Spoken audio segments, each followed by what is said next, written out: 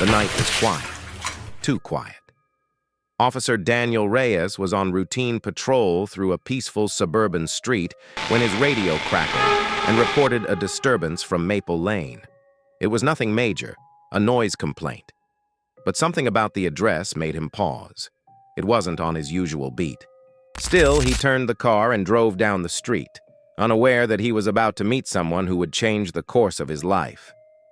When he arrived, a woman stood outside a modest house. Her name was Lila. She looked calm, composed, even friendly, though her eyes were hidden behind large sunglasses despite the darkness. "Sorry for the trouble," she said sweetly. "My cat knocked over a lamp." "The neighbor panics over everything." Daniel smiled and nodded. It felt like a misunderstanding. No threat, no crime. Just a polite woman and a nervous neighbor. But something gnawed at the back of his mind. She never opened the door fully. She kept one hand on the knob the entire time, and for someone in a noisy incident, she was far too composed. Still, he gave a gentle warning and walked away. What he didn't know was that Lila had already cleaned up something far worse than a fallen lamp. The next day, Daniel couldn't shake the feeling. He reviewed the call again. Same address, same name. But it wasn't the first time. There had been 3 similar reports in the last month. Minor disturbances. All dismissed. No one thought anything of them. But Daniel couldn't ignore a pattern. So he stopped by the house again, this time during the day. Lila answered in a sundress, gardening gloves on, a smile that didn't reach her eyes. "You again," she said, half joking. "Is Maple Lane really that dangerous?" Daniel made small talk, trying to read her. He noticed something strange. Her backyard was spotless, too spotless. No tools left out, no clutter, but also no flowers planted.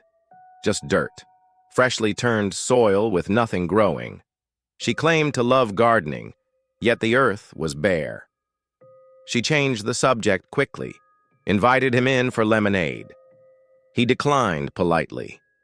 Something about the house felt heavy, like it was holding its breath, and so was she. 2 nights later, Daniel drove by again. No call this time, just a gut feeling. He parked and walked the block slowly. A light was on in the basement window. Movement. Then darkness. He knocked, but no answer. He left, but this time, he filed a report. Requested permission to investigate based on repeat disturbances and inconsistent stories. It was a long shot, but the request was approved. The following morning, he returned with a warrant. When Lila opened the door, her face dropped. She didn't run. She didn't scream. She simply stepped aside. "I knew this would come," she whispered. Inside, the house was immaculate, almost too clean. No clutter, no photos, no warmth. In the basement, they found a locked storage cabinet. Inside was a bag of personal effects, belonging to someone missing for weeks. A man named Carl Jefferson. He had been reported missing by his sister, the last person he was seen with, Lila. But Lila swore she hadn't killed him. "He never left," she said coldly. "He came here to hurt me. I just didn't let him." In the interrogation room, Lila told her story. A story of a life spent running. Not from justice, but from pain.